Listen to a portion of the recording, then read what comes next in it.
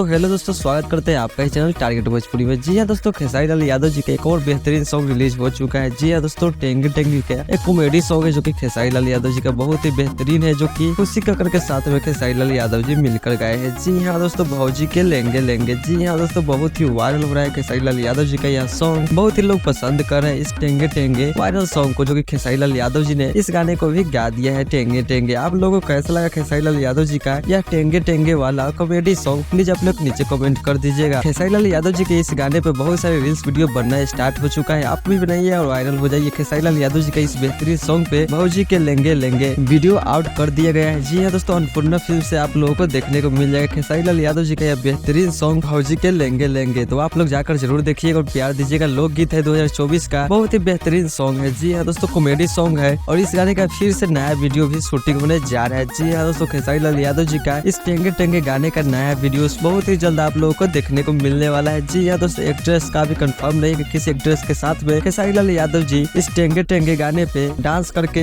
Video song release करेंगे, अभी confirm नहीं है, लेकिन बहुत ही जल्द आप लोगों को इस गाने का वीडियो सॉन्ग देखने को मिलने वाला है। अभी रिकॉर्डिंग स्टूडियो में जो गाना खेसारी लाल यादव जी एंजॉय करते हुए वीडियो देखे होंगे, जो कि वीडियो सॉन्ग में आउट किया गया है, लेकिन बहुत ही जल्द आप लोगों को पूरा फुल वीडियो सॉन्ग देखने को मिलने वाला है, जो कि एक्ट्रेस के साथ में। जी हाँ दोस्तों, इस गाने में बेचातानी लीची देवरू ऐसे ही करके इस गाने का टाइटल है, बहुत ही जल्द देखने को मिलने वाला है। रानी एक्ट्रेस के साथ में या सपना चौहान के साथ में देखने को मिलने वाला है खेसारी लाल यादव जी का यह बवाल लेवल का कॉमेडी सॉन्ग टेंगे टेंगे। तो आप लोग वीडियो सॉन्ग को मिस नहीं कीजिएगा, बहुत ही जल्द देखने को मिलने वाला है। अपडेट जानना चाहते हैं इस गाने से लेकर तो प्लीज आप लोग मेरे चैनल को सब्सक्राइब करके बेल आइकन दबा दीजिए, क्योंकि आप लोग यहाँ पे भोजपुरी से रिलेटिव खबरें जानने को मिलेगा। तो आप लोग सब्सक्राइब करना बिल्कुल न भूलें। धन्यवाद।